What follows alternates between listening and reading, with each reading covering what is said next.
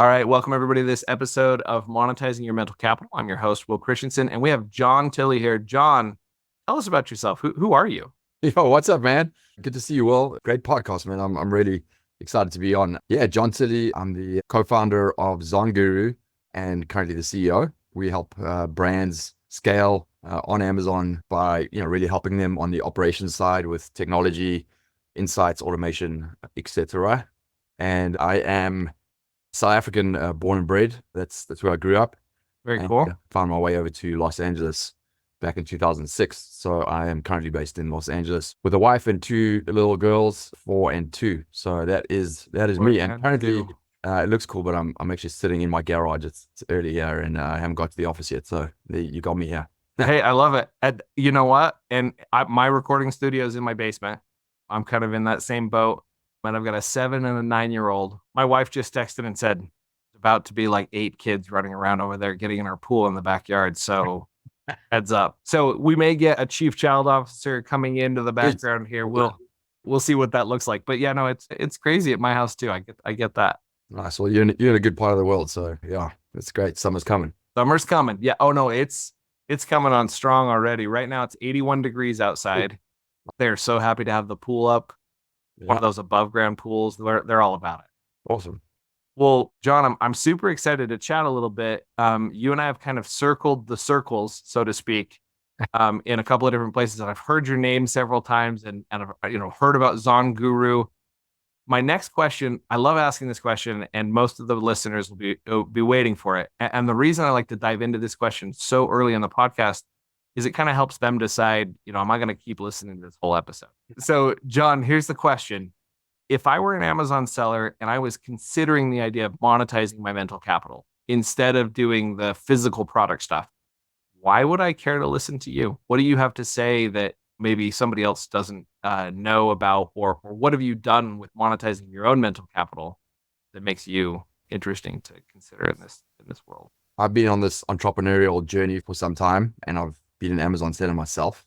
Obviously, now I'm in the SaaS and services side, and I've also been in the agency world as a 9 to 5er at some point. So, I've had a taste of the various areas of business, being in services, working for someone, being an entrepreneur, selling products, and then moving on to the SaaS side. So, if you're selling products and you want to start monetizing your mental capital, um, I certainly have probably some ways of telling you how not to do it. Hopefully, some ways of telling you how to do it. So, yeah, that's my answer. Gotcha. So, how long ago was it that you were an Amazon seller? I was an Amazon seller from 2014, fully focused on that until 2017. I still have an Amazon business, but I have mostly partners or other people that are focused on running that while I focus on Zon Guru. Love it. We actually there's been other podcasts, so you will have just passed the litmus test for a few of the sellers that are listening.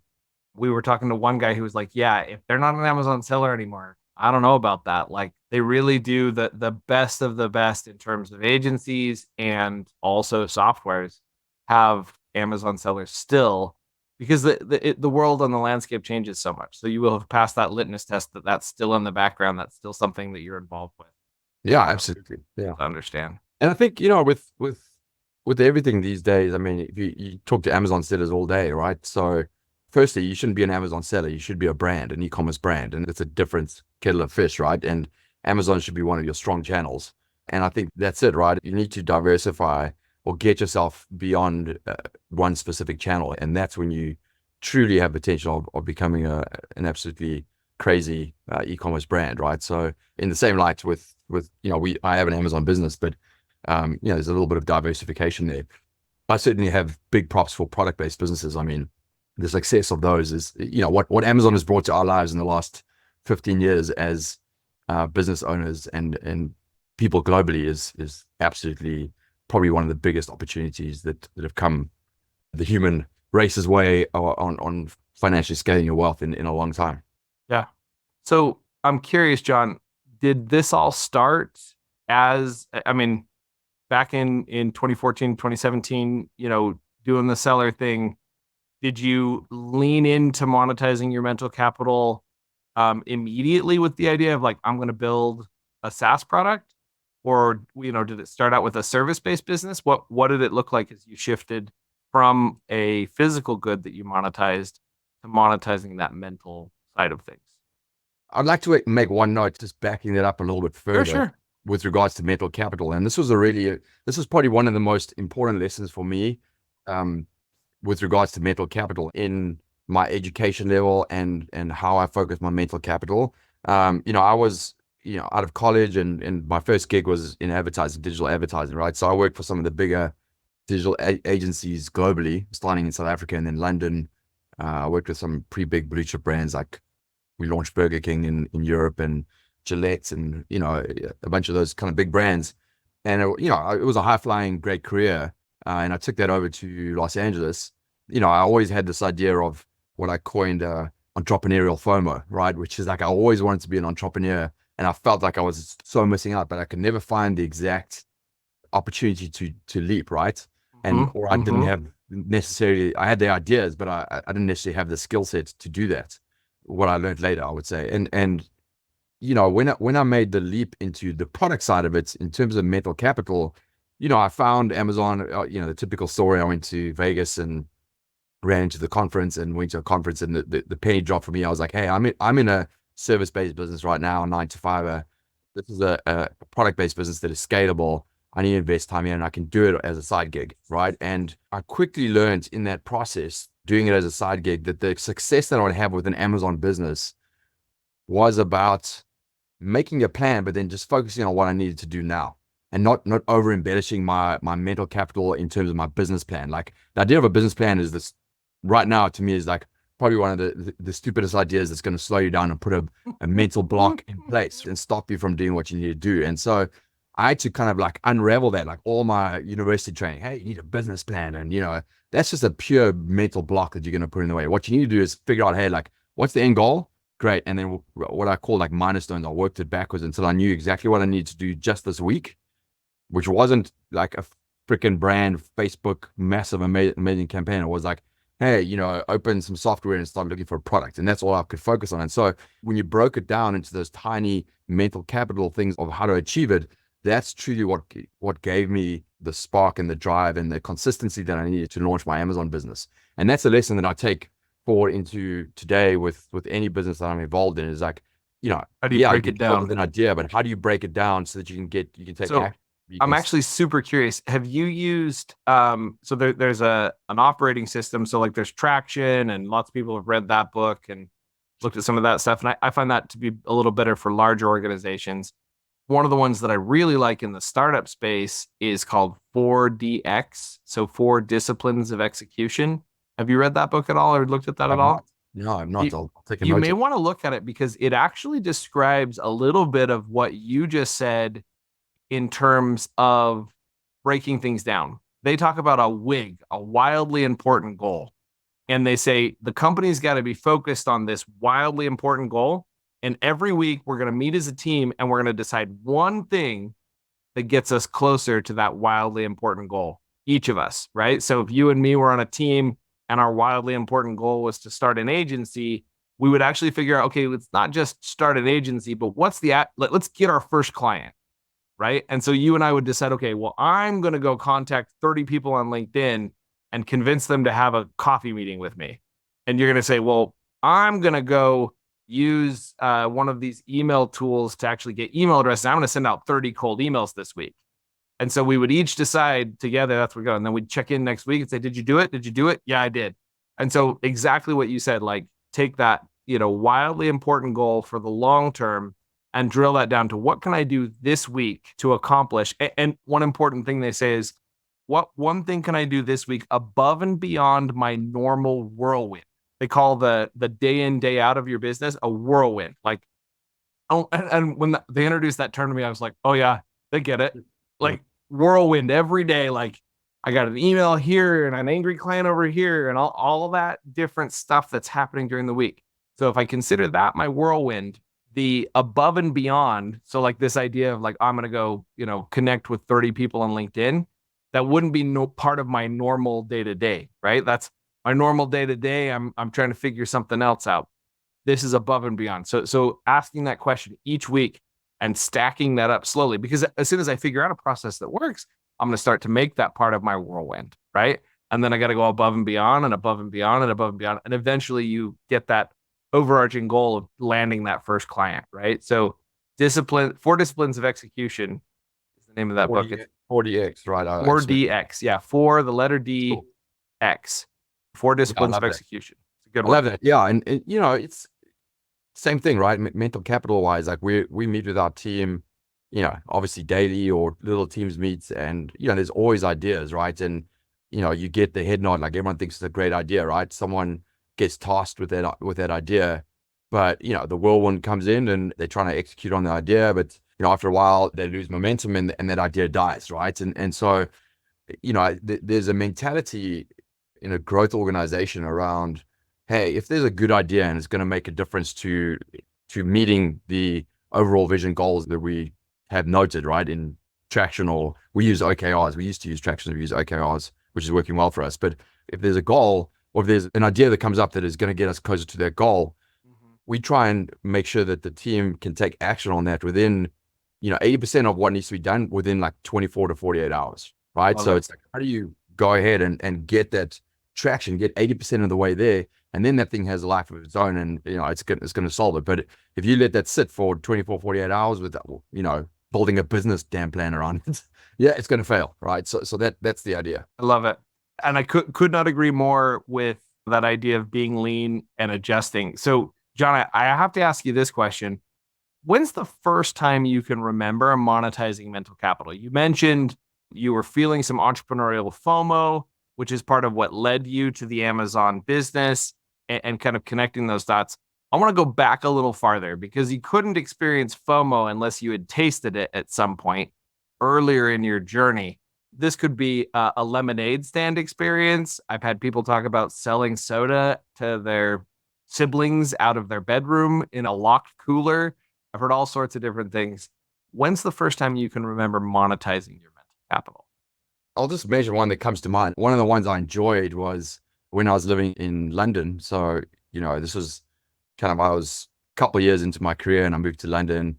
I don't know, I was 23 or whatever it was. It was an awesome time to be living in an amazing city like London. And um, I just had this idea of socially connecting with people. And, you know, me and two buddies, we launched a kind of a Saturday club experience. So we'd find venues, do one every couple of months and find venues and do this kind of underground party and sell tickets. And, you know, essentially the idea there was to cover our costs and give people a good time, right? And that thing blew up quite a bit. And, you know, I think finally we had one underground party in like the tunnels under London Bridge, which was an awesome night. And we brought in a whole bunch of house DJs and it was a pretty epic party that started to get traction, right? So that was probably one of the ones I enjoyed most, was creating this So, London underground scene of people from all over London coming to have a good time. what gave you the idea to like, were you guys just sitting around like, man, no good parties around? And like, you just decided, like, okay, I'm going to start doing parties. Like, what was it that made you decide, like, okay, yeah, I'm going to go? It's probably a theme, you know, earlier in my life, but I always enjoyed being the connector who brought people together and, you know, showed them a good time, right? So it was not really about finding a party. It was more about creating the experience that people could enjoy and bringing people together, right? So that I always got enjoyment out of that. Sitting around in London, I was like, dude, why don't we just throw a cool party and see what happens and create something cool? And I enjoyed like, you know, I had experiences in the past of doing that. And I enjoyed the process of coming up with an idea, coming up with like unique ways of bringing fun and enjoyment to people, and then the creative process of putting it all together, you know. And I think we call it like us to you or something like that was the name of the party theme. And it was like from us to you, you know, like how do we give you a cool experience? And that was the idea behind it. So it wasn't really like a problem in the marketplace that we were trying to solve. It was more Hey, like I actually disagree. I think there was a problem in the marketplace, and the gap you were solving was cool parties, right? One of my first experiences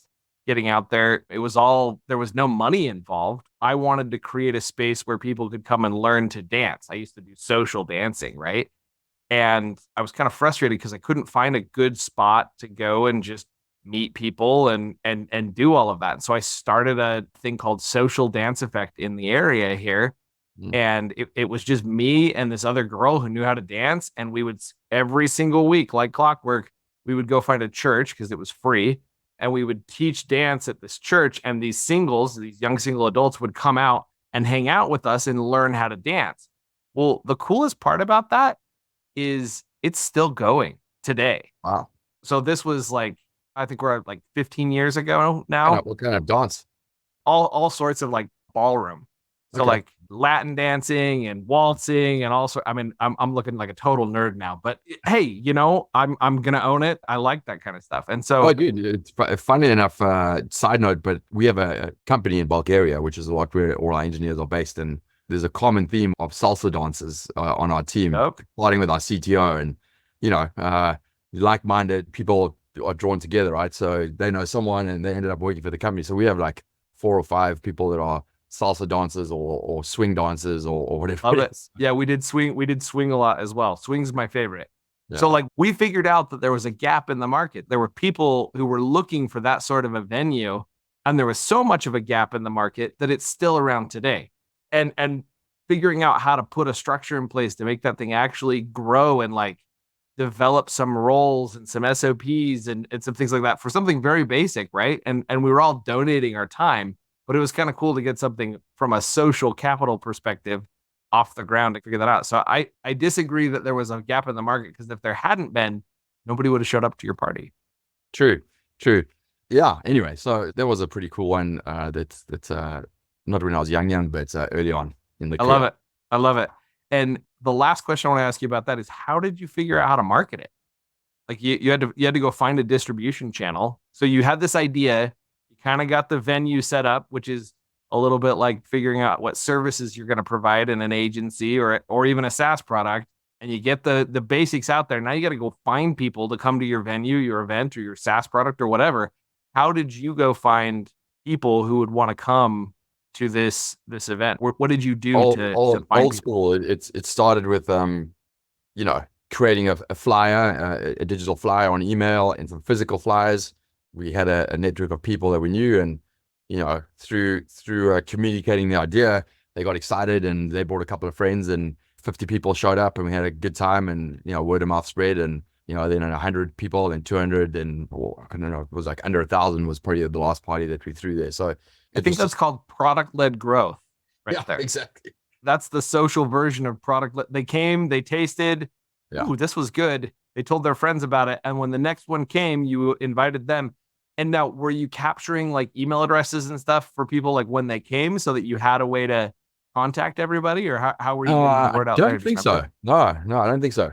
Yeah, I can't actually remember how if we did or didn't, but it would have been something as simple as reply to this email for an RSVP, and we probably captured that and sent it out. I love it.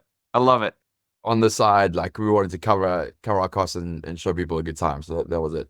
But if I stayed in London, we had got to a point where it's kind of like a small little kind of ship that's on the Thames, right there off of Waterloo Bridge. There was a bar, and my big idea there was to turn the top of the bar into a beach, like just get literally sand and just like make like this outdoor beach vibe with like deck chairs and everything in the middle of London and take over the whole boat. And we had to kind of negotiate a whole deal, and that was going to be an ongoing thing. So I think it would have got a lot more legs, and we would have had this like literally like a beach house disco party on the Thames that would have been ongoing. But then I got my opportunity and left, and the idea died. So who knows? Yeah. Who knows what would have happened had you stayed there? You'd have been wearing a Hawaiian shirt at the moment, and Yeah. sipping a margarita on a beach on the Thames. There you go. Love it. So, John, fast forwarding a little bit here, let's go back to that moment when you decided you were going to go build a software. As you considered the idea of monetizing mental capital, was it a gap that you saw in your own Amazon business that you were like, man, there just needs to be something that can handle these different pieces? Was that what drove you to decide to go build something?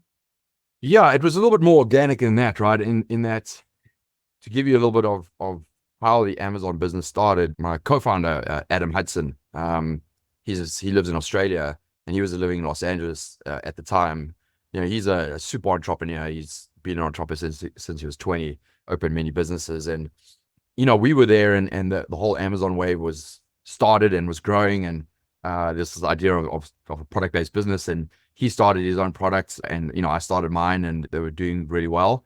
And Adam had this idea of saying like, hey, this is an amazing opportunity. Like, the opportunity of Amazon that's still around today, which is like you can live literally anywhere in the world, any education background, and you can start a business in the US, selling on Amazon USA, and shipping products from wherever, and not even touching the product or meeting your customer. And this was an opportunity that was available globally, and there was a lot of hype around it, right? With this quick, rich, schemes, and how to make a bunch of money. And his idea was like, hey, I have a vision of jumping on this Amazon wave. It's only going to grow from here, and I want to teach people how to create a proper brand with this amazing opportunity that's here, and not miss out on the opportunity. How do I create a proper brand and a proper business that can be scalable? And we knew that if he created a community around that, they would need software to obviously, service the community, right? And so I had this idea in my head of GIGO, right? Garbage in is garbage out. And I felt like a lot of software out there, to the point of not necessarily answering the right business questions. If you're going to create a truly scalable brand on Amazon, what are the right business questions you need to answer? And how do you collect the data and then visualize that in a way that answers the right business questions? And I saw a gap there. And, I was pretty excited with this idea of like having an Amazon business, but then, using the skill set beyond that to develop software. And I had a taste of software and I enjoyed it. And I thought, hey, Adam, you go and create the community and start, doing the education side. I'll create the software that supports the community, and that'll be the starting point, right? And so that was really the initial go-to-market strategy and the gap that we were trying to solve. And just this vision of like, hey, a community with an amazing software that could get people to start this product-based business and change their financial future. And that was pretty exciting to me. So, I went all in on that, and I had a choice, right? I could have doubled down on the product side of it, or I could do the technology side. And at the time I thought, oh, hey, I could kind of do both. The Amazon gig was a side gig anyway. So, I could do both and put my attention to that. And I went for it, and I enjoyed that path more. I enjoyed the process of creating technology, and SaaS is just an unbelievable skill set to learn, and touches every single part of the business realm, right? And so I just enjoyed that and just went in. Yeah. So you kind of had this idea, maybe there's some SaaS opportunities out there. Maybe I'll go dig in and see what those SaaS opportunities could look like. You came across Adam, and he was like, I'm going to build a community. And you were like, wait a second, I've got a distribution method here, right? Like, if I'm going to build something, Adam's going to bring the people, and I'm going to solve a problem those people have and knock that out. Is that essentially the thought process there? That's it. Yeah. I think one thing that's interesting when I think about like building a new product or connecting things, I think a lot of people start with the product in mind. They're like, oh, I'm going to build this thing, and all these people are going to want it, and it's going to be awesome because they're just like me. And they build it, and all of a sudden it's like, crap, how do I get the word out? I think what's interesting in this situation is you saw a gap, you had an idea, but you almost started with the distribution model or method first. It was like, oh, Yeah. wait, if I'm going to build this, I'm going to build it with the idea that this distribution model is already here. 100%. So, the overall ecosystem had a funnel. Now, obviously, Adam had to be successful with getting the community, and he was amazingly successful at that, as an entrepreneur. So, a lot of kudos has to go to him in our startup, right? And we had some investment money, but we didn't need that much. And, customers started coming in, and, I was building the product out of India, which was the usual typical crazy, stupid mistake, and was building software that people needed that had bugs, and we kind of were just jamming as we went, right? And just kept going. And we're going to dive in on that for a second there, because we've never talked about that here on this podcast. And I actually think that's a really, really important piece of this. You went to India. Now, did you go to India first, or did you hire a dev here in the States first and then try to go to, like, what made you decide to try to build the software in India first?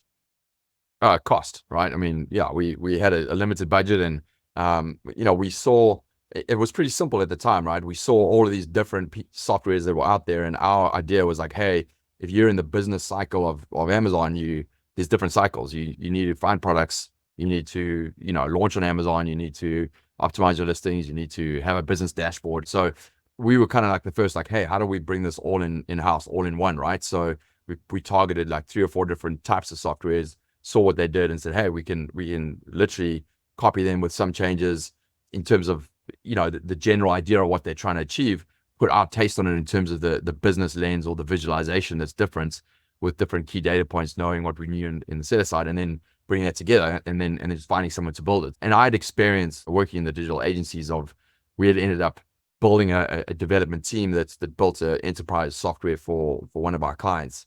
So I'd experience of how to be a project manager and how to go through the process of getting software developed. And so I just took what I was visualizing and put it together in a brief and the idea and, visualized it and then went and found an agency. Okay, so shop. Walk me through that process really quick. So I'm an Amazon seller. I've got an idea. Let's imagine I've checked off the checkbox of a distribution model, right? Like I have 2,000, stay-at-home moms that are all in this community that I have access to. And I've got this idea for this software that's going to teach them this new crochet or whatever that is. I'm just pulling it out of the air, right?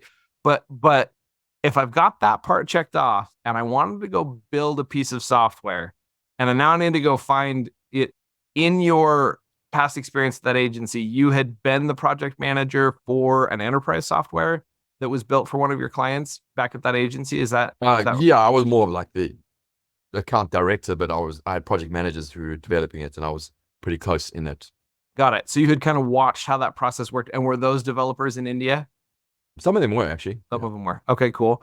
And did you use Upwork or what did you use to find the developers when you very first went out? Oh man, I think this was before Upwork. Good question. I can't remember what. Probably something like Odesk. Odesk became Upwork. Something like that. Yeah. Yeah. A good question. I can't actually remember. Yeah.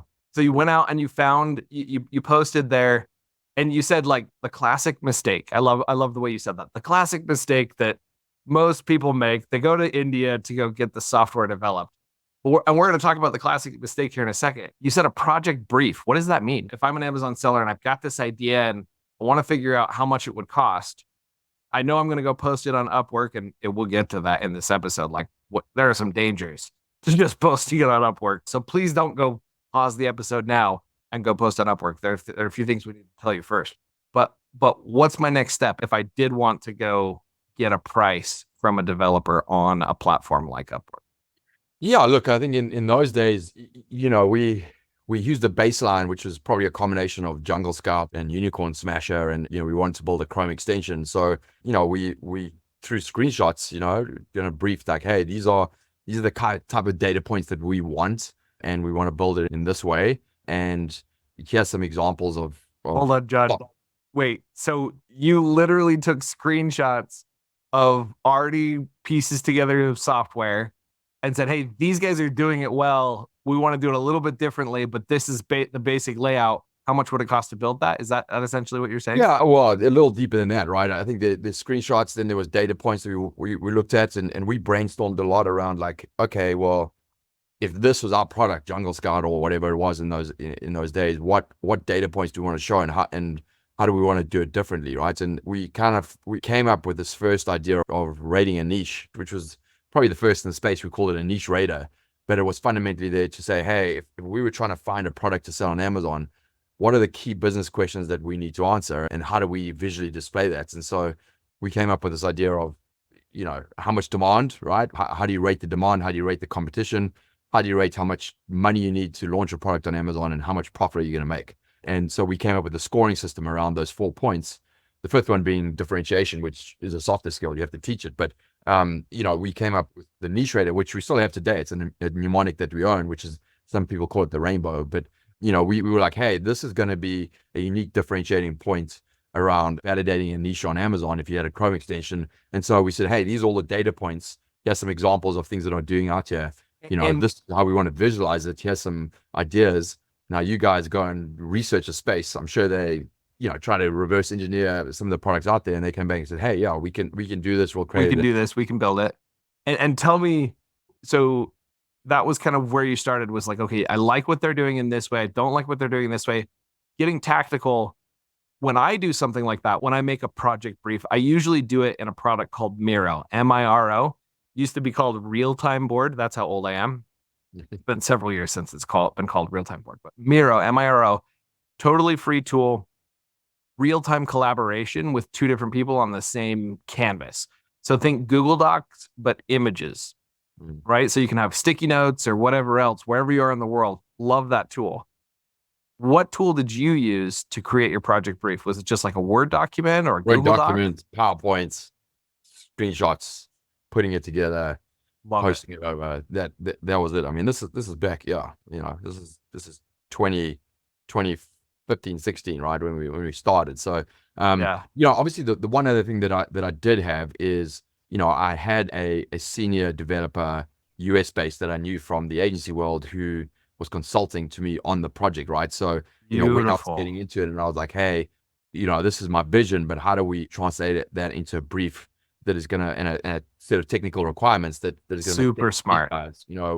We had that consulting capacity. So if you're an Amazon seller, you're a seller and you're looking to go with this SaaS idea, where would you find that senior developer to consult with you to make sure that your brief that's going to go out to these lower paid developers? Because if you had paid that guy, like the senior developer, and he was going to do it on the side, I mean, he probably would have charged you 150, 200, $400 an hour.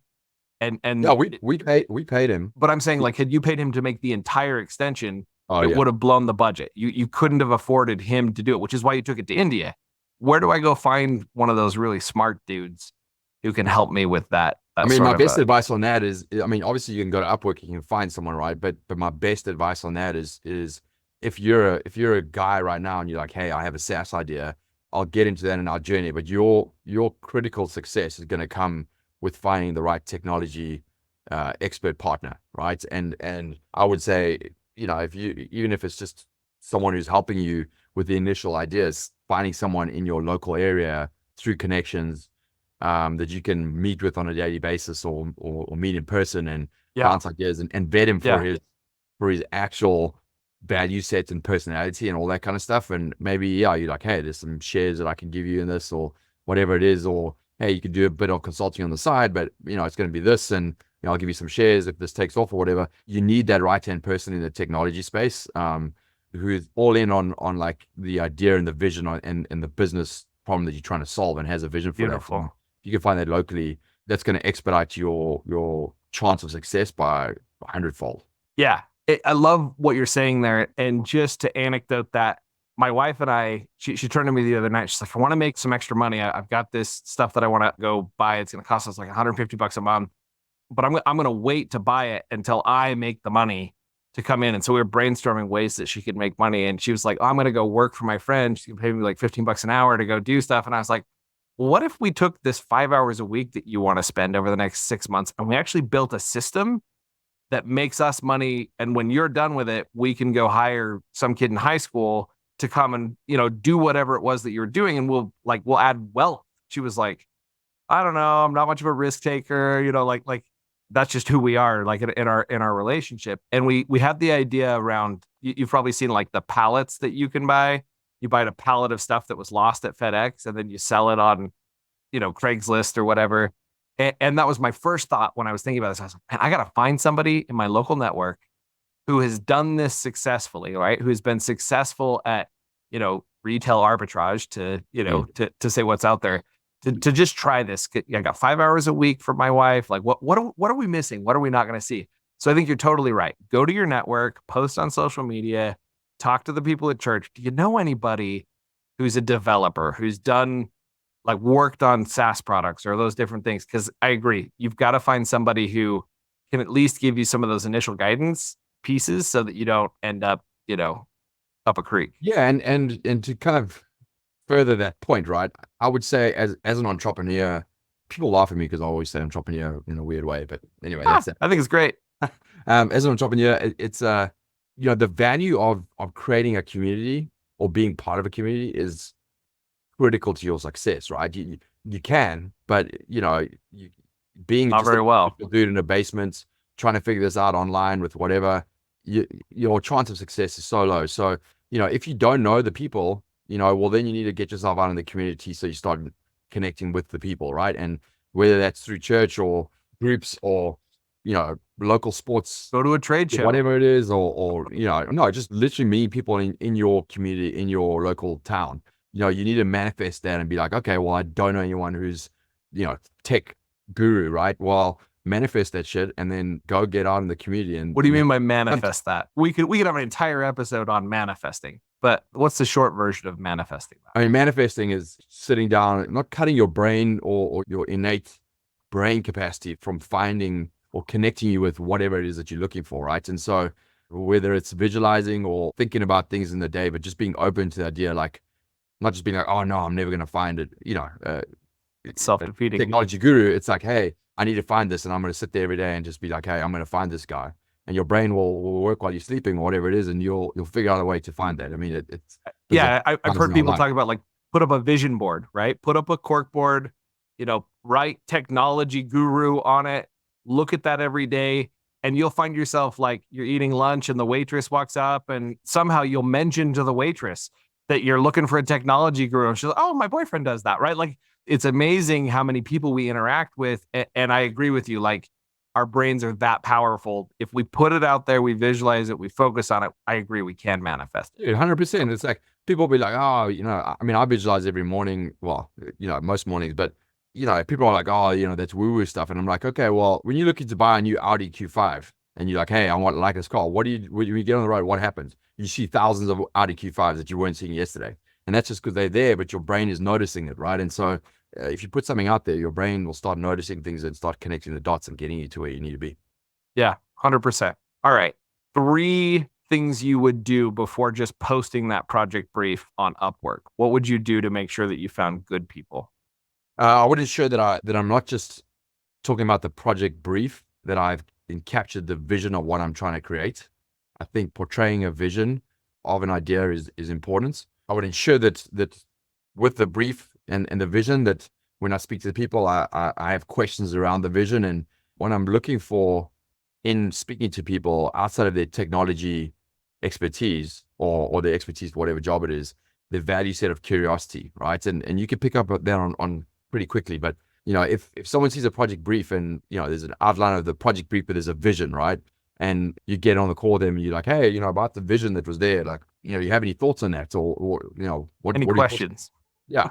If people are, oh yeah, I saw that and I was thinking about that and that's pretty cool. And we're working on this piece, but I was thinking about this, you might be onto finding the right type of person, right? And that's been always a yardstick for me has the person got an innate sense of curiosity? Because the people who have that are the people who are going to work well in your business, because they're not just trying to shortcut and find a solution to what you're working on. They're trying to build that with the overall idea of what you're trying to create. And that's probably a really critical piece. I love that. I think those are totally critical for who you're finding. I'll just throw out there, I have like a half an hour long YouTube video. If you'll let me publish this on YouTube, I'll turn it into an episode where I explain, here's what you do and don't do, and here's my tried and true process for cutting through the crap on Upwork. So take a peek at that. I've got everything in there from like put questions in the middle of my job description, like post your favorite ice cream at the top of your M&M trick. Yeah. What?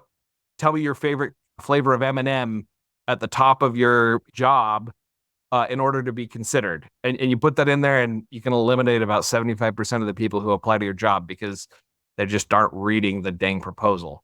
Yep. So there's just lots of different tricks like that. So I throw that out there. All right. Last question for you. Well, there's 3 final questions I give to everybody who's here, John. So if you could be handed a cell phone right now, John, and that cell phone rings and the guy on the other end that picks up is you back when you're in the middle of the you to us or the us to you stuff, right? You're calling that guy on the phone, 23 years old. What word of advice would you give him to help him monetize his mental capital more effectively?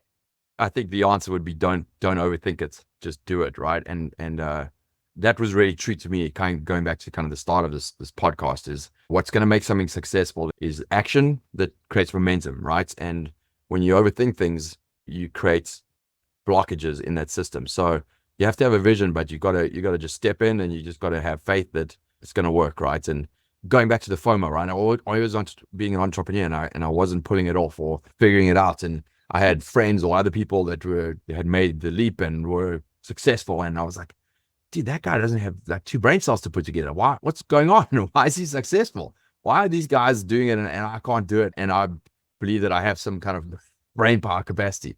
And it's down to that idea, right? Some guys were just like, hey, yeah, cool. I have this idea. What do I do next? I don't have to overthink it. I just do this. And tomorrow, what do I do next? And what do I do next after that? It's pretty simple when you boil it down. Is like, you Boil it down to that great wildly important goal, and then what's next this week? What's next this week? What's next this week till you right. build And it. everyone's had that idea, right? And you're like, oh, I've got this great idea. And you speak to one person, like, shit, that's an awesome idea. Great. And then you're like, well, let me speak to someone else. And he speaks to someone. And then I'm like, no, it's not that great. What about this? And the next person says something, and all of a sudden you're like, oh, well, maybe it isn't a good idea. And there's obstacles in the way. Yeah. And, Yeah. blah, blah, blah. And the story. And it's just like, dude, just do it, man. Just make it work, or MVP it, like take steps, right? And this is one of the biggest differences, I would say, between me and Adam Hudson, my co-founder friend, who's a serial entrepreneur. We would sit down in Los Angeles, right? We have a card nights or whatever, a couple of drinks, and maybe an idea would spring up. I would be like, damn, that's a great idea. He was like, yeah, that's a great idea. And he would kind of go away and apply it to his business, and I would think about it in my business, and I'd come back in a week and I'd be like, dude, I figured out this and whatever. And he's like, oh yeah, I already posted it on right there after that meeting. I posted something on Upwork. I got a person, I tested the idea, it took off. We created this thing, then it wasn't great and I killed it. Or like, hey, now it's got some traction going. Like he was 10 steps ahead of me. And it's just like that idea of like, okay, I've got that. I take action, and I've just taken the steps. I'm not just thinking about things, right? And I killed it. I love Yeah. that. We do an entire episode and I killed it. That's so powerful. So the word of advice is just do it. Okay. Final two questions for the whole episode. You're going to get 60 seconds to step into an elevator. You just step into an elevator. The guy next to you is like, Zon Guru, I'm an Amazon seller. I do, like 7 figures. What do you do? So you get 60 seconds to tell him what you do. And right after that, I want you to share any tips, tricks, hacks, or books you've come across in the last year that have helped you upskill your mental capital. Okay. So 60 seconds to talk to the guy in the elevator. And then you're going to share any tips, tricks, hacks, or books to help you upskill your mental capital. Cool. Yeah. We're Zon Guru. We help brands scale on Amazon through data insights and automation, but specifically we focus on how do you grow your organic rank with the levers that are available to you on Amazon so that you get the most profitable sales on Amazon. And we offer that through technology. And we also have a managed services part of that business that can help you scale your brand from 3 or 10 million up to 15, 20 million. So that's our ecosystem of Zon Guru.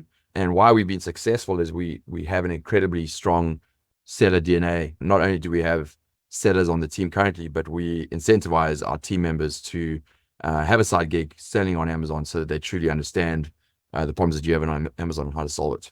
You had 15 more seconds, but I think you've said it all. Tips, tricks, hacks, or books you've come across in the last year. A big step for us has been buying into our system, Objective and Key Results, the Google system, which is probably previous to Traction. And, I would say that the hack on that was not the Traction was, and Big Rocks and everything was a worse system. But when we jumped onto OKRs, we really focused on creating a growth engine, and we tracked it on a daily, weekly basis and saw how we were performing on that with the lens of like, hey, if we're not performing, do we change it? Do we continue or do we kill it? And this idea of having a canary in the coal mine that can really pick up on things that are not working and shifting. And I think that was a major growth engine shift for us in the last 12 months. As a tip on that, I think whatever organization you have, having a deeply trackable system that everyone buys into, and that every week there's a check-in with the team, and there's a reporting on goals and a reflection on that and how it's meeting your vision, I think is so critical. Because otherwise, again, 3, 4, 5 weeks go by doing the same thing, and that's opportunity cost left on the table. So that's probably one of the biggest tips I would say to anyone out there. I love it. System. Yeah. I love it. John, it's been a pleasure to have you on this episode of Monetizing Your Mental Capital. Thank you much for joining us. Yeah, man. Super cool. I'm going to go, you've given me a bunch of stuff to go check out. So I've learned a lot here, and I appreciate it. That's it for this episode of Monetizing Your Mental Capital. I'm your host, Will Christensen, and we had John Tilley here today.